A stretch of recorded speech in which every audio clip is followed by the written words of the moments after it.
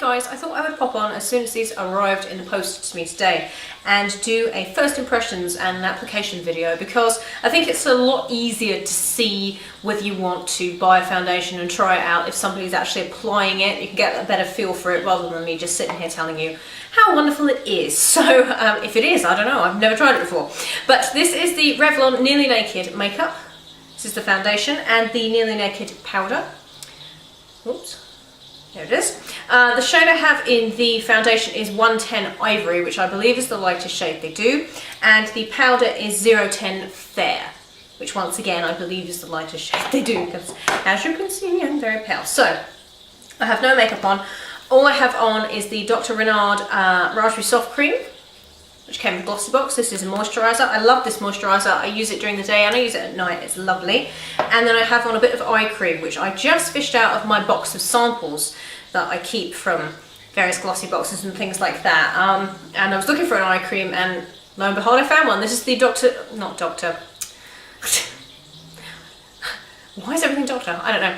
The Murad Hydrodynamic Ultimate Moisture for Eyes. Just a tiny little sample. I really, really like this. Really nice. Doesn't cake up my concealer or anything like that. So as you can see, very pale. Let's try and sort this out. I'm not going to use face primer because I have found with a lot of face primers they tend to alter the application of foundations and they tend to alter the outcome. I'm not really a big face primer person. I can take them or leave them. I don't really think they do anything miraculous, and I've had lots of expensive ones, I've had lots of lower end ones, I've had kind of mid-run ones. I just don't see that they do anything amazing. So I'm not going to put on a face primer because I want to see what this foundation looks like by itself. So I'm going to give it a shake. I like the bottle. I think it's really, really nice. The bottle's nice. The only bugbear I have with it, which is, yeah, it's not great, is that it doesn't have a pump. I hate that. I really, really don't like that. That's definitely like an American thing. A lot of their drugstore foundations don't come with pumps either. I wish it had a pump. It's just messy. But anyway, I'm going to be applying this with the Sigma F80 Flat Top Kabuki. Any brush will work. You know, any brush that you like to use will work, but I'm going to be using this. So I guess I'm going to pour this. It's very runny, so I'm going to pour this out the back of my hand. See the kind of consistency of it. Kind of runny. See? But I quite like that. So I've got a bit on my face, a bit on the back of my hand. I'm going to dab a brush in and just put this on. Start in the middle of my face, up under the eye, and the nose, and then blend it down. First of all, doesn't really have a scent to it. Little bit of a scent, but nothing terrible. Quite nice. A little bit more. Nice shade match. I like it. Nice shade match. I'm very pale, and this doesn't tend to change even in the summer. So I've just zoomed you in a bit so you can see what it looks like. Obviously I don't have my concealer on, my under eye concealer, face concealer that I use, so I'm going to pop those on in a minute. But as for the finish, let's get up closer.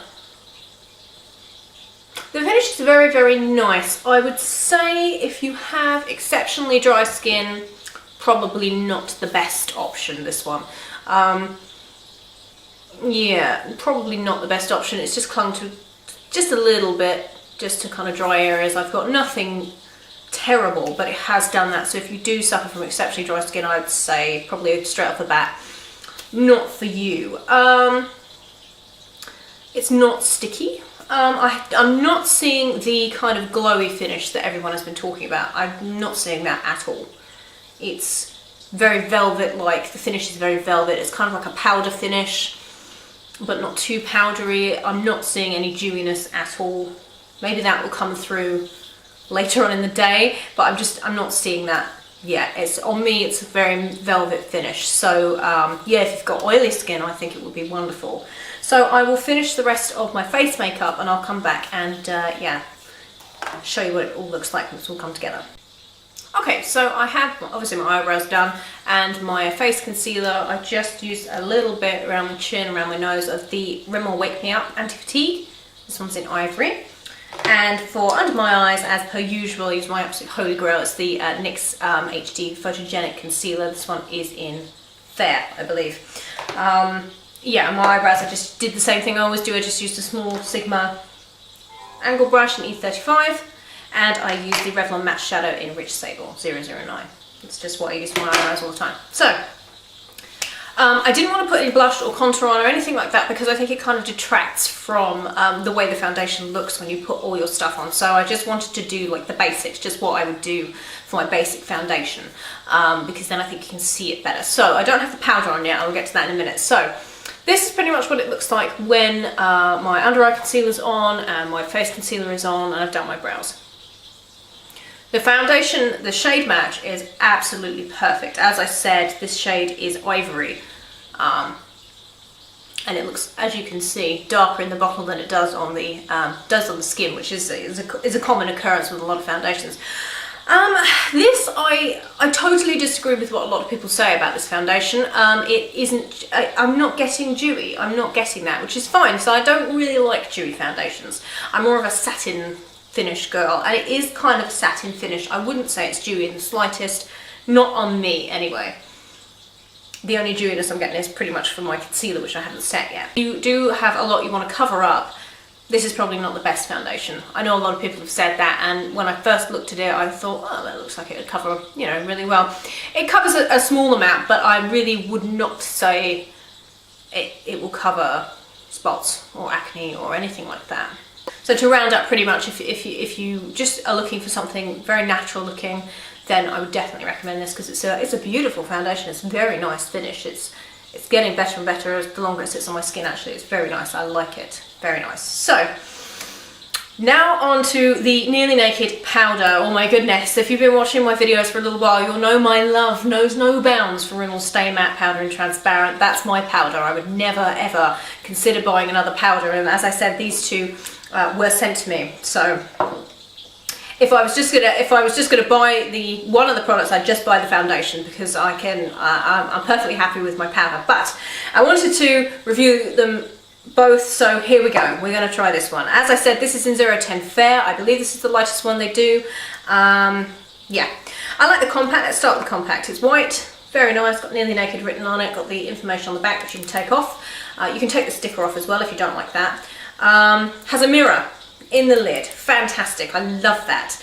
It comes with this little tiny little puff that looks like a tiny little pillow. Isn't that cute? I like that. And this is the powder inside. So I'm not going to use the puff because I don't want a concentration of powder. I like my powder to kind of be evenly dispersed. So I'm going to use the Sigma large powder brush, the F30. It looks like this. Any brush will do.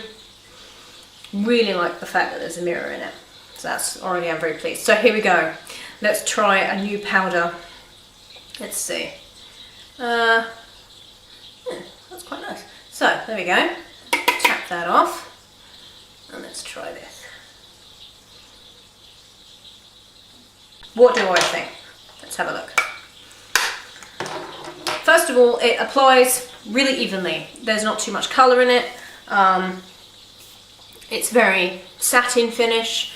It's not too detracting from the foundation. You can still see the foundation. It still looks like your skin. It has made the foundation a tiny bit darker, so bear that in mind. It has made it a tiny bit darker, as you can see. So I usually bronze my neck to match my face, so I haven't done that obviously, so I just wanted to show you what the foundation was like. But as you can see, it's made it just a tiny bit darker, not too much though. Yeah, I like it. I think it's very nice. Up close, let's see what it looks like up close. Up close, it's a bit powdery for me. For me, it's a bit too powdery. I like my transparent powder, what can I say, guys? I don't ever want my powder to be a colour. This is the thing. I always want my powder to just mattify. I don't want my powder to be a colour. But if you like coloured powders and you want an extra layer of coverage from your powder, absolutely, I think this is very, very nice. But for me, it's just a little bit too powdery. I don't know if you can see.